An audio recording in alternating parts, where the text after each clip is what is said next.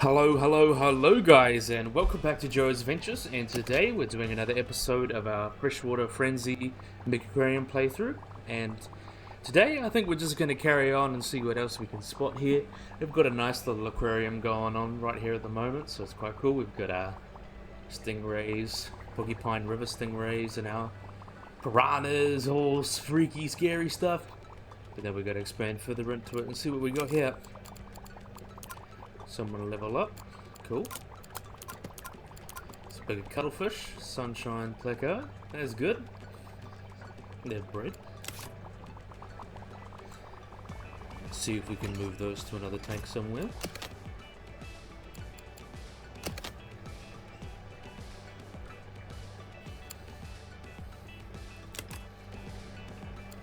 What's the chances of them getting hurt?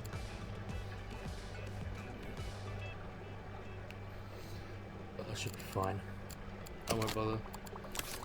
So let's see what we need. What do we need to trade a pleco for? I don't really know. We're not going to trade you.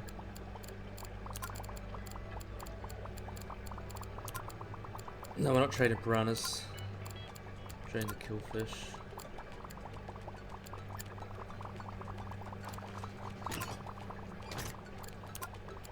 Yep, the bull husk. We won't worry about that right now. We're just gonna wait for this guy to expand. Where we can put this one. So these guys will make a chiller. Nice. Get ourselves a medium beach tank.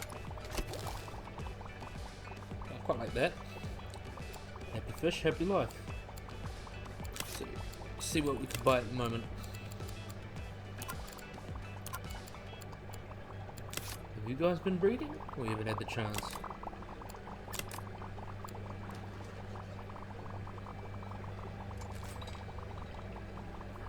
No, I haven't had the chance. We'll have to wait for them.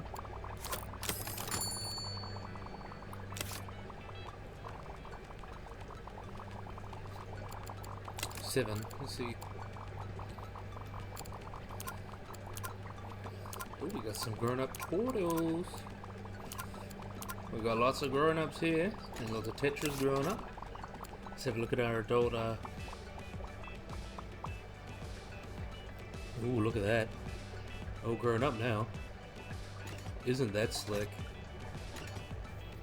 Like that. I like that. Just trying to see what... We can't really do too much at the moment until we get our fish here. And those are the ones that are DLC, other than. So those two. Sturgeon fish. We'll wait right after this is finished.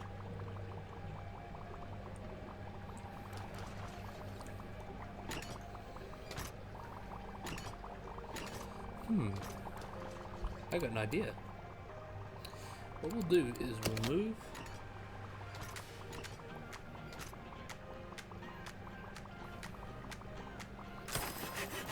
make it like fresh waters that way, salt waters that way. That means we can do something else here.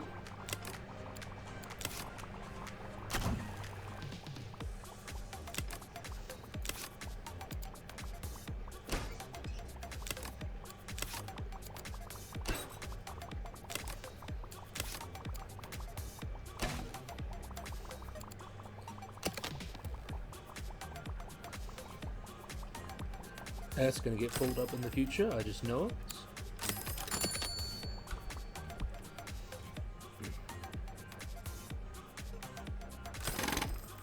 This can be our saltwater section. Because a lot of our fresh water's going that way, saltwater can go that way.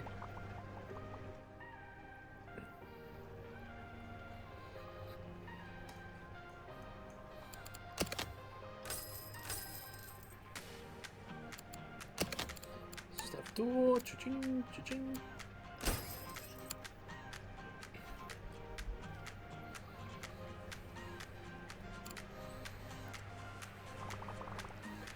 And then we can put our big stingray tank in here. Let's see what we've got in here. We can do the Dwarf Crocodile next. Ooh, nice. I like a good croco, but we'll get the stingray sorted first. Okay, so stingray. Freshwater, we've got our freshwater we can. Southern Stingray. I wonder which way the stingray. Very cool boys. I wonder if a bridge tank will work, or a tunnel tank. No, I don't think they'll be able to do that.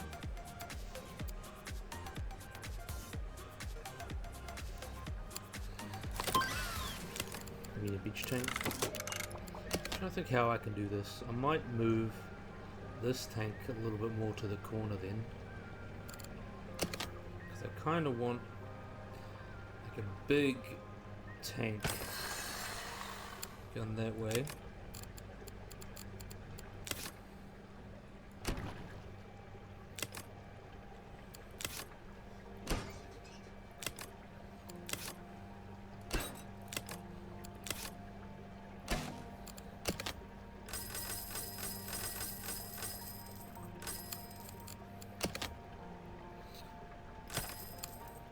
And this is where we're probably going to need to put all the filters and stuff, because we know how it is.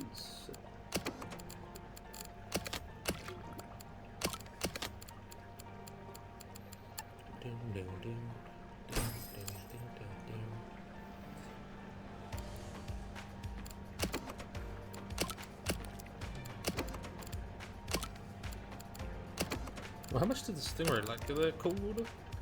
I like tropical, so maybe I could put them together. That could work.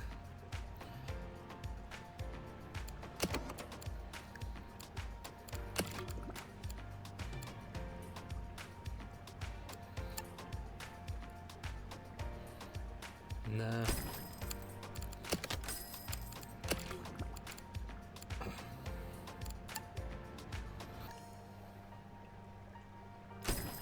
Nah, I don't do that either. Kind of want. Is it? Can you make that bigger? We'll see how big we can make that. Ooh.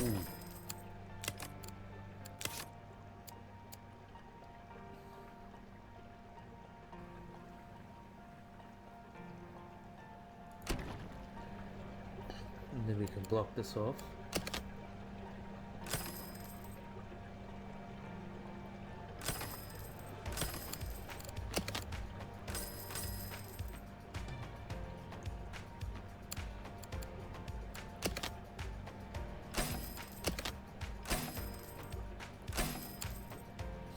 That works perfectly. And then we can add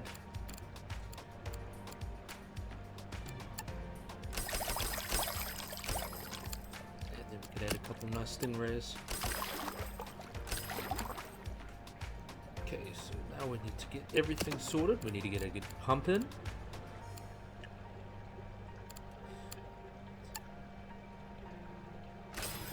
We don't just need a little pump, we need a big pump.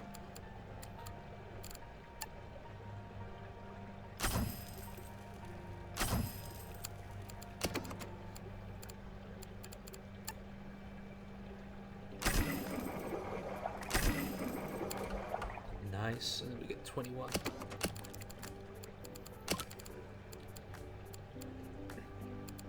Let's see what we can get the most out of.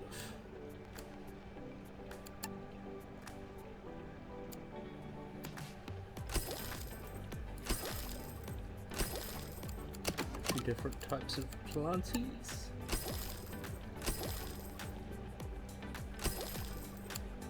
Oh yeah, I like that. I like that. I like that a lot. I like it a lot. So we need to add frill.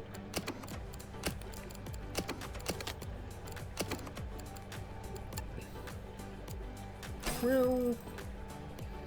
We've got sand eel there. And supplements.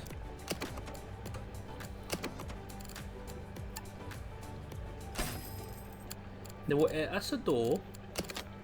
Yeah, right. Yeah, that works. Like that, and then we can have a look at our fishies.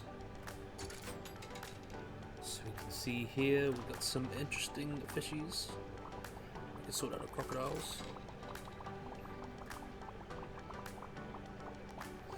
We'll start with our little dory fish, the regal tang, or the scientific name is Pananthurus hipparus or something like that.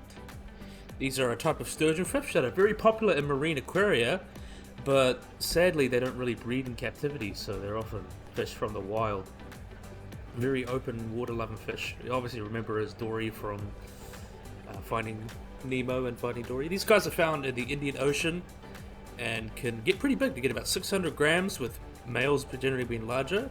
They have this flatter side and grow about a foot long, like that side. So they can be really found Indo-Pacific, Great Barrier Reef, East Africa, Sri Lanka, Samoa, around there, tropical waters.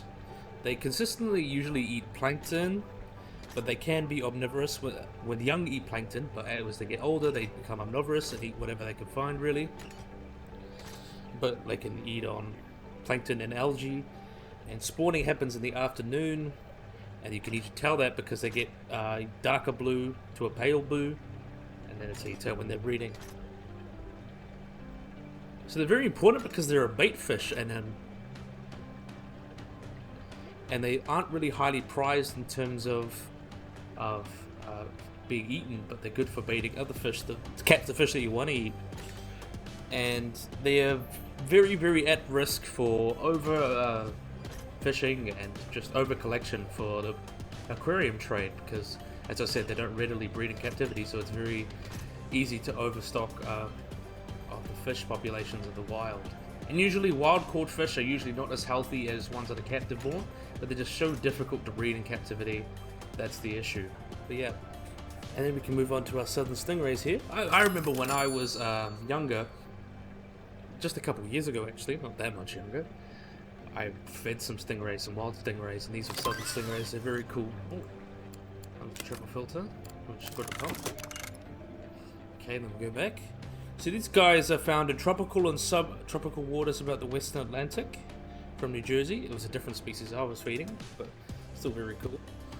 So they obviously are adapted for life on the seabed, using this very flat shape to hunt and camouflage into the bottom there, like he's doing there, little cutie.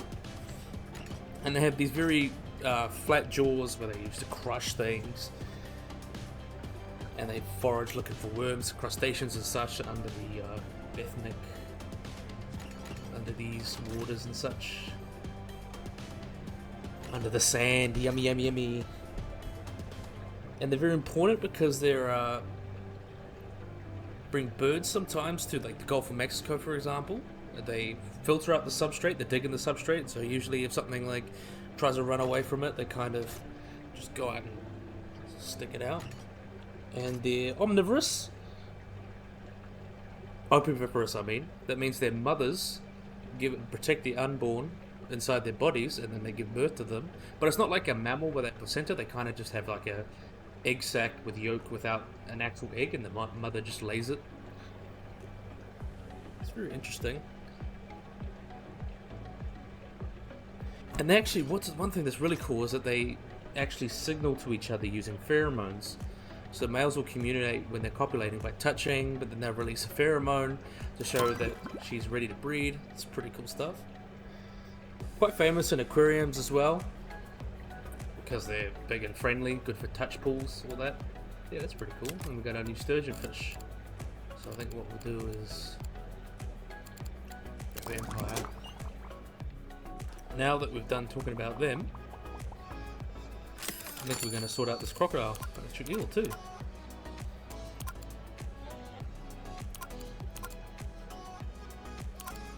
Are they grown up? Is everyone happy? I'm gonna get these crocodiles and give them a nice little home. Uh-oh. What's up with you? Green pellet. Let's get ourselves some green pellet then.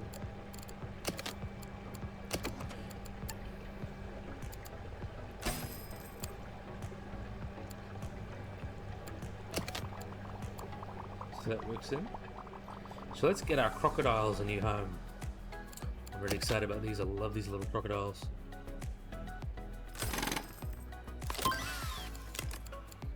We're starting to rank up.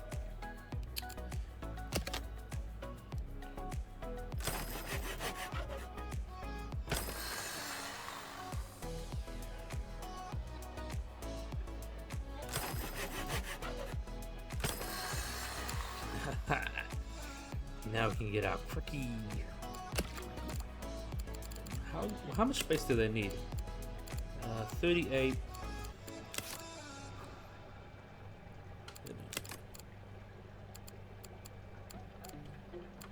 So if we got 2, about 100. 100 should be fine. Should be fine.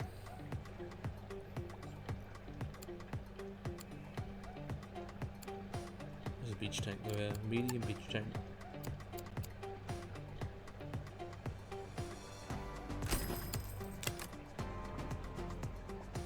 No, this is still a bit too small.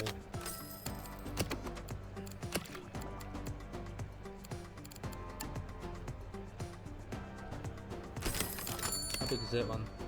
88. Well, that should be good.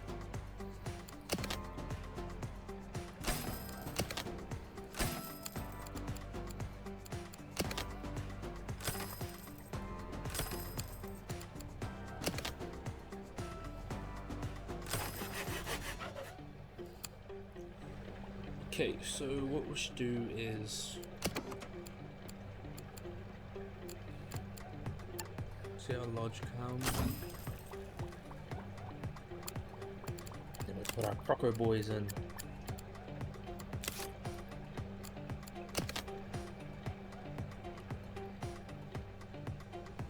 Need at least 6. Okay, so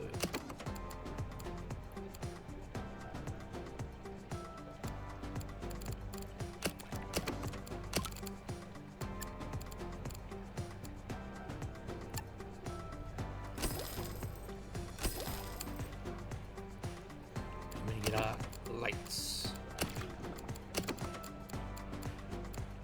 I like their power lights. We are happy crockies. Now these are cool little crocs. I believe these are the African dwarf crocodiles. Let's have a look.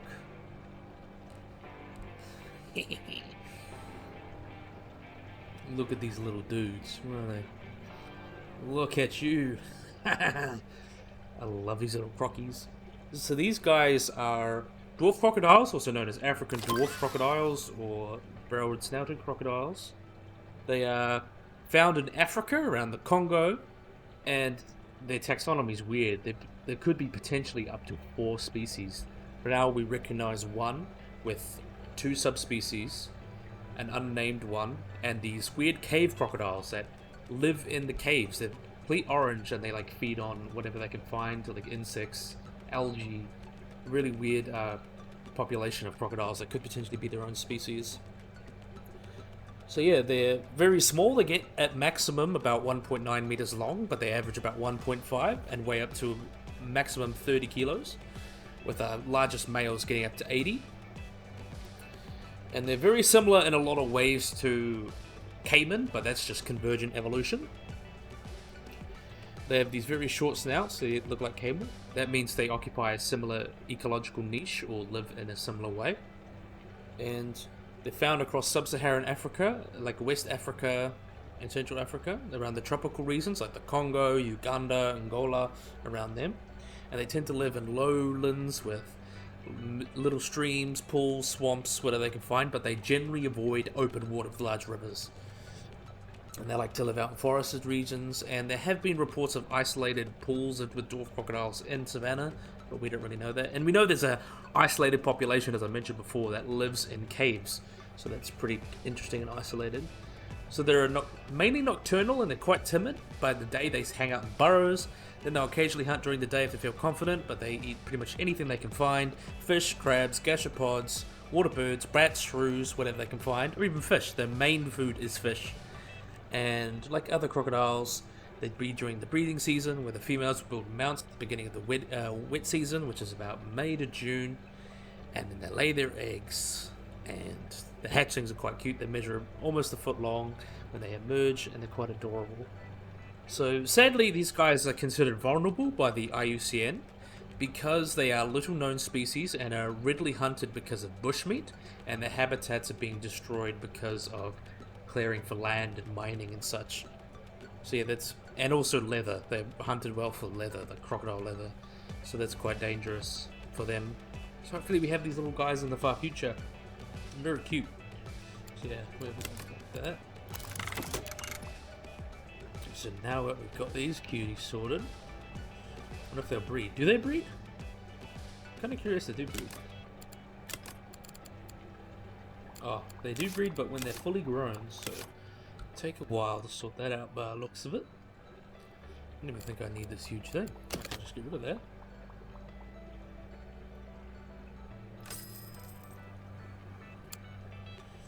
And put a door in so we can feed them.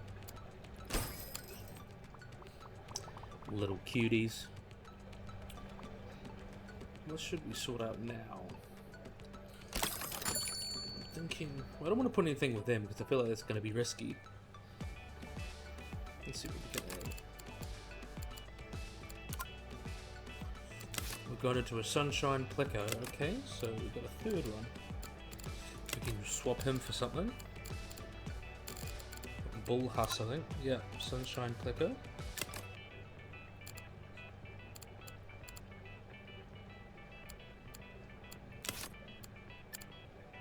Ooh, a couple bull husses. What do they eat? Supplements, cockles. So you can put them in our big tank here. See, that's free. Easy. What do they do well? Oh, too high. Pause that and put them back. Give it a nice cool tank. Because we're too cool. Too cool, too cool. So how big are they?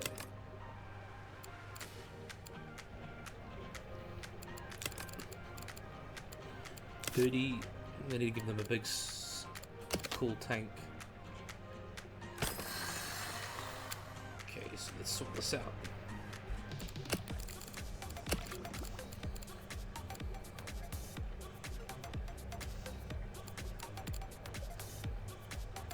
Boom, boom, boom.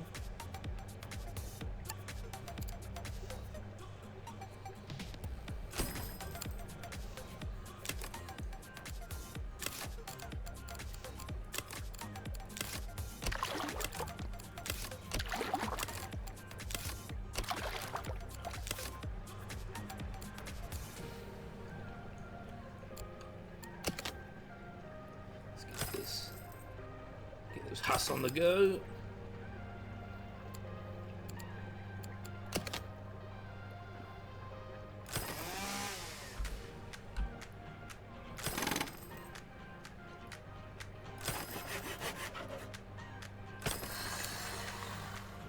Fix it up soon.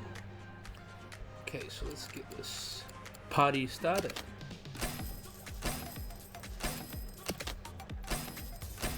That's weird. Click happy. So the biggest they'll get is about 35, so 70, 120. So that'll be perfect for the both of them actually. And that worked out perfectly. Let's get ourselves a mega chiller.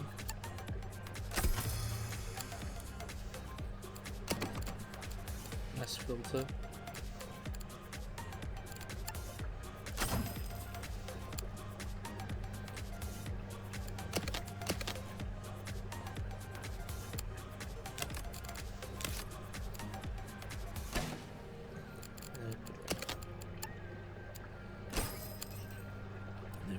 Quickly put our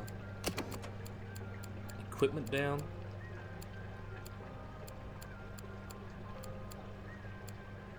Where is... So need supplement and...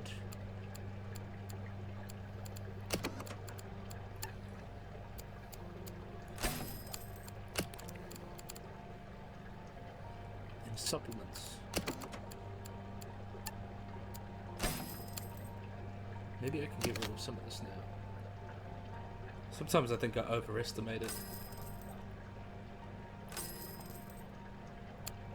I like that. We got our bull husks going.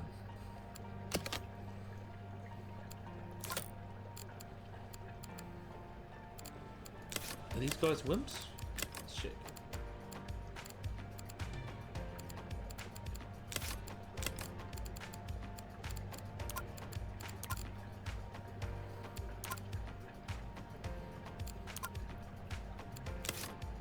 What's up with my...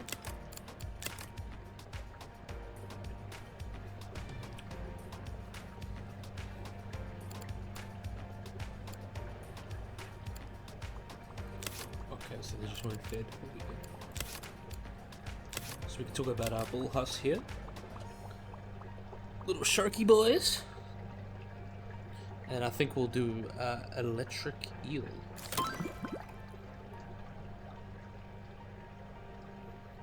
Oh, we got emperor angelfish.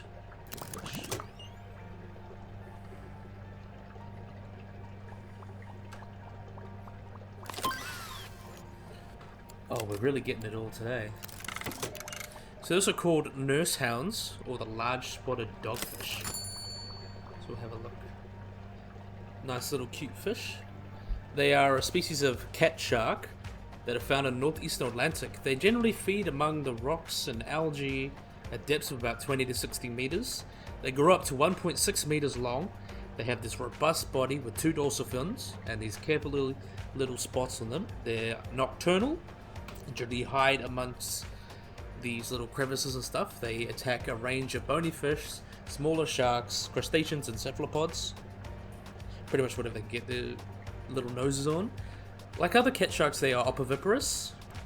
They lay thick eggs about 2 at a time from March to October and secure them with a bunch of seaweed. The eggs take about 12 months to hatch, and they're marketed around the world, especially European countries, as flake catfish or rock eel or rock salmon. So they also once used their skin as a kind of sandpaper, which was abrasive, so you could sand things. They are considered near threatened because of their population in the Mediterranean Sea seems to have declined because of overfishing, which is a problem that afflicts a lot of species. So they're not just found in the Mediterranean, they're found around the Atlantic, they're found the coast of Africa, or Western Africa, and around Britain. As mentioned, they get pretty big. They're generally pretty harmless to people, but yeah, overfishing is a really big problem for them. And then, how can you hate these little guys? They're quite cute. Look at them chilling on the bottom. They just vibe, and I love their vibe. I think should we decorate their tanks? Let's decorate their tanks a wee bit. They deserve a bit of love. I think we'll add live rocks, since they like it. Foraging amongst the rock and algae. See what these guys have got going here. Stingray's grown. And they're bred, finally. So these fish are happy. So now let's sort out our electric eel. Our good old friend, the electric eel. Quite keen on getting this guy. It's a deal.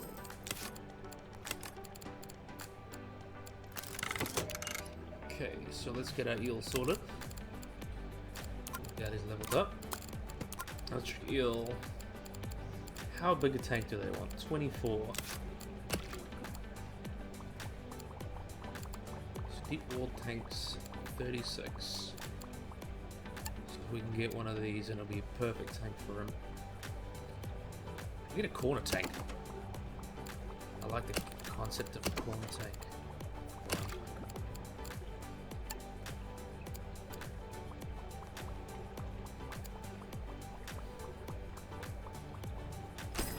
Like that.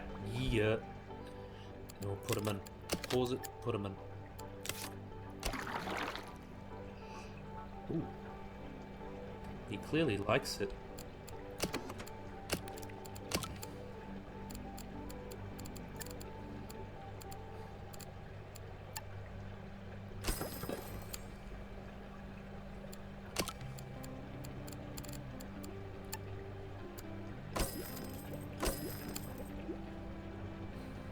That fit quite well. I want to put a little plant in there for him.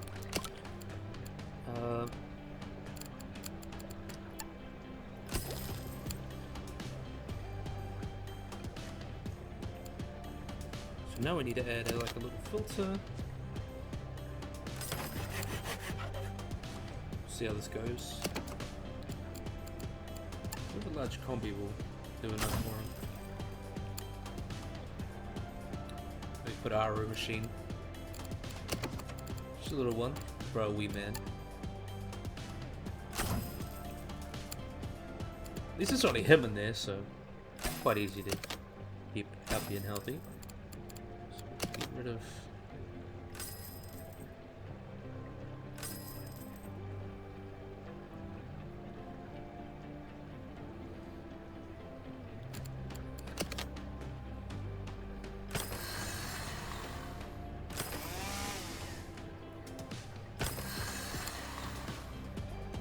reviews so you don't get in our way, pesky person.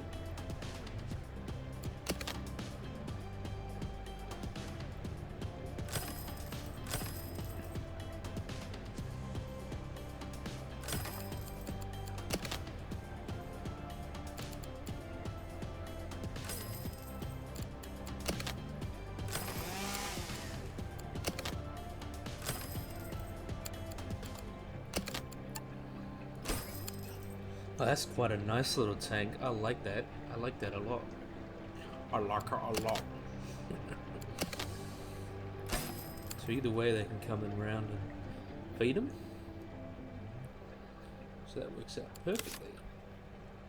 So now we can see what our little boy is. So there was some really interesting developments last year in electric eels, because they thought there was, for a long time, there's only just one species. Pulls it and watch them swim around. Thought it was just one species, but it turned out to be 3. And even though they are an eel, they're not. They are called an eel, but they're not technically an eel. They're actually more closely related to knifefish. So you got to be very careful. And they get quite big. They can get up to 2 meters long and weigh up to 20 kilograms, and making them the largest of their group. They have no scales. Very slimy looking animal with these wide faces and little red cheeks down there, the red chin. And they have these organs on the side of their bodies, the hunter's organ and the sark's organ, which is able to produce electricity, where they get the name electric eel. They can line up these currents of ions that flow through them and cause a shock. And when this is really cool, I'll explain how they hunt. When the eel finds its prey, it sends a signal to the nervous system with electrodes, and then opens the ion channels, allowing sodium to throw through, and releases the polarity, which means that it causes an electric pulse. So kind of like how a battery works, but it's a living animal. So it's quite cool. And it can be quite powerful. It can get 860 volts, and that can be very painful for a lot of things. Even some people can get very badly burnt, get electrical burns or electrocuted, or even shocked from electric eel. So you got to be very careful with that. So yeah, they've been used for all sorts of different models for bioelectrogenesis, to study how animals produce electricity. So it's really cool. So they tend to live around the Amazon and Okanagan River in South America, in floodplains, swamps, creeks, whatever they can find. They feed on invertebrates, though adults may go for fish, small mammals such as rats, and firstborns will go eat like later clutches. The juveniles tend to eat things like small invertebrates and crabs.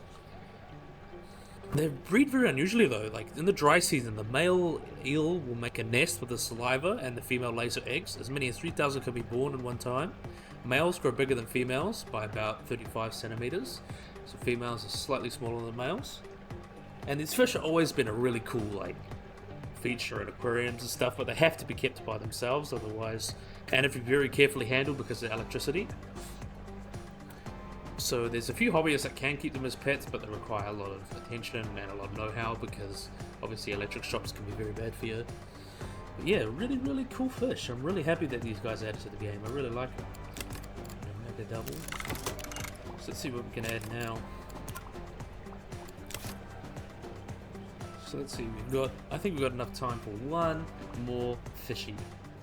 Let's see what other fishies we can add here. Over here. Pause it. I want to see what fishes we can get. What wee fishies? No, we don't want to trade you. No, we don't have you yet. No, we don't have been breeding you. Not yet. No, we don't have. We do not have catfish yet. We might go with the. Do we have any fish? Do we have? Let's see what fish we have. In the next episode, we'll go for a panther crab. Got an empire fish and a sturgeon fish. So, might just put those in our tank here and see how that goes.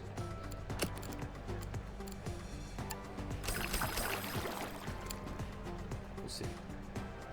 Yeah.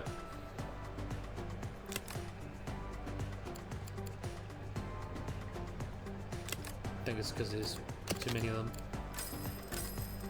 Yeah, there's only like one. Okay, so we'll go and talk about them. Good old Empire Angelfish. See if we can spot him in there. So we can have a look at him. Look at that! What a beauty! See, these guys are a species of marine angelfish native to the Indian and Pacific Oceans and can be found around the Red Sea, Hawaii, and all those areas. They are stable populations now, but they're no major threats. And they're very famous for photographers because these photographers really do like these pretty colors. Look wonderful. And even though we've got these two stingrays phasing into each other, we get a nice look at this. So they can be found. If you look at juveniles have these really weird colors. Juveniles are dark with electric blue and white rings. The adults have these yellow and blue. Kind of swaps around. Quite interesting fish. These guys are found in reefs about 1 to 100 meters. They live alone in lagoons. They act as cleaner fish for a lot of other fish to clean off parasites and dead skin. So they're very important in fish ecosystems to clean them up. And these pairs will ascend into the water when they breed. They fertilize these eggs. The eggs are taken away by the currents and the eggs can disperse and send them away from predators of the reef, and then they come back. So the Empire Angelfish's diet is omnivorous. So they like to eat smaller vertebrates and plants. Sponge and algae makes up most of its diet, but of course they can eat dead flints, stuff off other fish like dead skin and parasites. These have very bulky jaws for crushing up all these sponges, and their digestive tract is covered with a layer of mucus to protect the goat from the sharp sicula of the sponges. So that's pretty cool. So I think, yeah, we'll make one for the wolffish and then we should be done here. So that'll be pretty cool. We're going to keep a lot of these other fish here. I'll keep the Achilles. I'm sure the giant hatchetfish for the next missions. So that'll be cool. So let's go.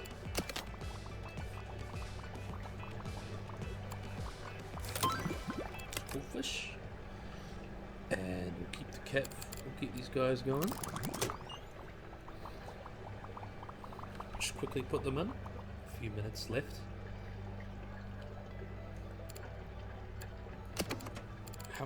How big is a wolffish? 733.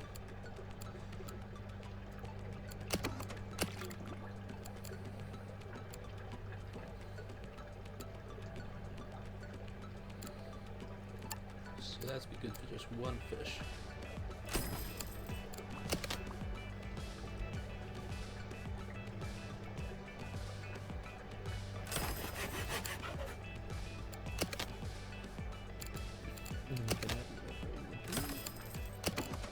Kinda wish there was a comfy but for the cool. That would have been cool. Get it? Funny. Little filter in there. I like these little tanks. You just put a little fish in. Nice. You see how just put one in there. You probably want to be alone. Yeah, very simple little fish to keep, by the looks of it.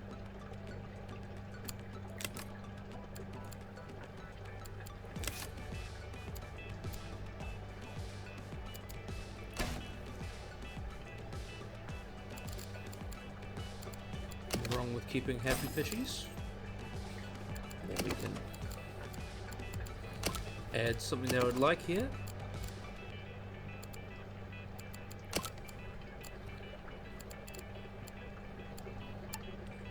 Heap here. Need some crab.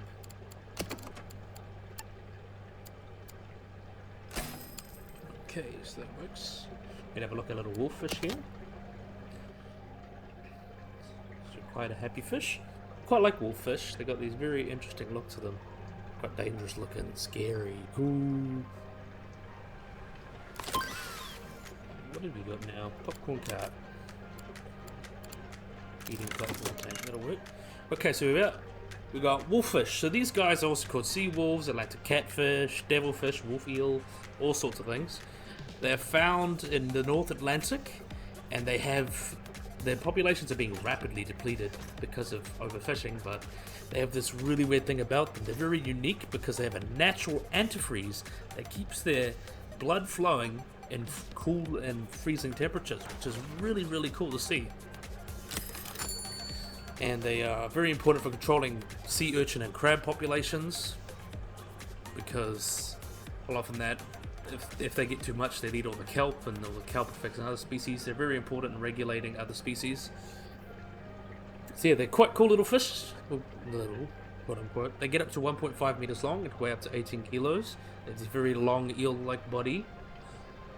And they are found, of course, Atlantic, Britain, Sweden, bottom of Greenland, Iceland, those cooler waters. They are pretty stationary fish, which means they like to live in these little holes and then they attack stuff. They're benthic dwellers living on the hard ocean floor. They can be found around nooks and crannies from 20 to 50 meters deep. They're usually found at water temperatures to -1 to 11 degrees. So that's why they have the antifreeze in their blood, so they can protect themselves from freezing. And as I mentioned, they feed on hard-shelled things like mollusks and crustaceans and echinoderms. So they got these very big teeth for crushing them. They reproduce in a really weird way. The female deposit the eggs in the open ocean for the male fish, and then the male fish will go on his way, and they're internally fertilized, and the male wolffish will stay around the nest. And then so basically what will happen will be internally fertilized, and the male will stick around, and then the brood is strong enough to gain independence, so they're very paternal, or they produce parental care. So the brood is strong enough to gain independence, and they have very big fish eggs for fish. They get about 5.5 centimeters. What was that? Millimeters. So they're quite big, and they occur in shoal water. So yeah, of course, like a lot of the species, they are overly fished and sometimes can be a product of bycatch as well. As I mentioned in another video, for every pound of fish that's want to be caught, there's about 5 pounds of bycatch, which includes these guys, whales, dolphins, seals, all those things. So yeah, they're currently on the endangered, they're considered a species of concern by national fisheries around the world, and they're considered, no one really knows exactly if they're endangered like the IUCN, but they are considered at risk of extinction. So yeah, they're being protected as endangered, as a lot of things. So people are really, really careful about how much they fish them, so they're well protected. Quite cool little fish. So they can really get our research going. So yeah, I think we'll just check this and then we'll end the video. Let's see what we got here. Make sure everyone's leveled up. Make sure everyone's happy. Let's have a quick look. Let's look what we did today. Oh no! Why are you not being fed? No, no, no, no, no, no.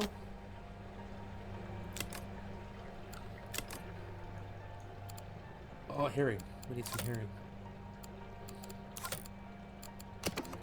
No, no, no, no, I don't want them to die.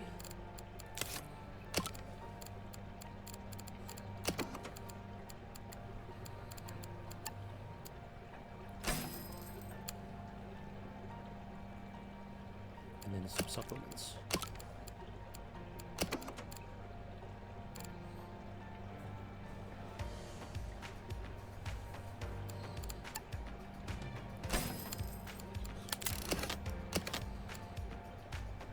So I better be running to do that. I just want to make sure these guys are fed first. What's up with you guys? What's wrong with you? I'll have to put you in a slightly better tank.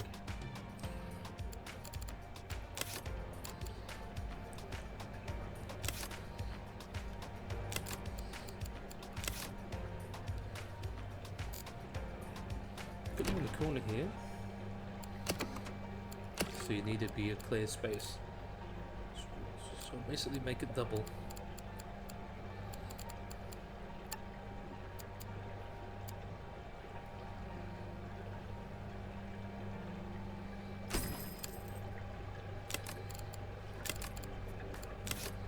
Let's see.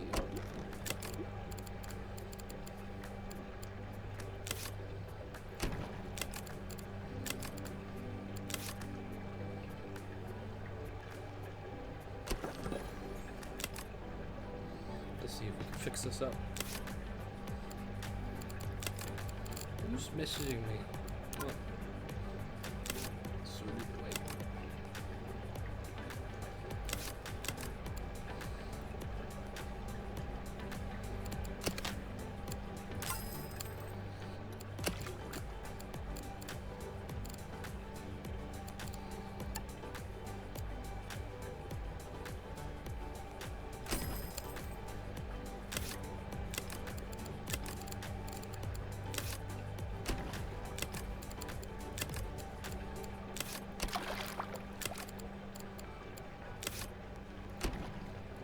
Moves this up.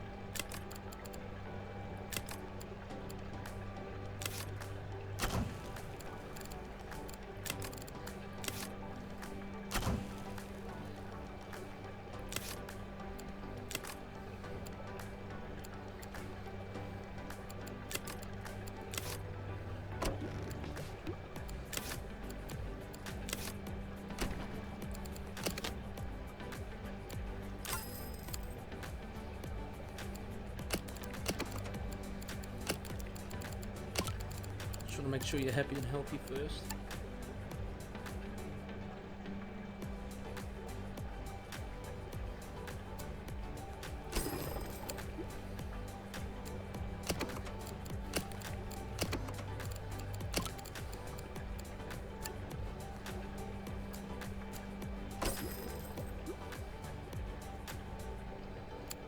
And then we can just add a bigger RO machine.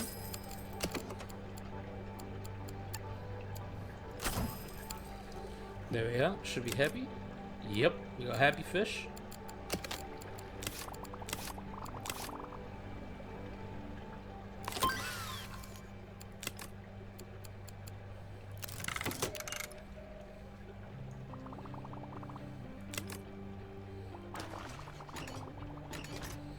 Let's see. Just want to see them get happy and healthy first, and then we can end the video and just put out any flames that we need. So yeah, happy fish. Save you for next time, actually.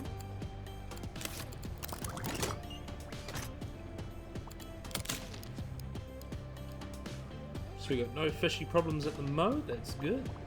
So you can see we added a little bit more, now we can get more fishies in. So yeah, I'm really happy you guys enjoyed this video. I really hope you guys enjoyed it. So I hope you guys like and subscribe, and remember, see that little bell at the corner there? You need to press that so whenever you hear whenever I upload something or anything, you get little notifications just to let you know that I've made some interesting content for you to watch. So yeah, I really hope you guys enjoyed this video. I hope you guys like and subscribe, of course, and bye-bye.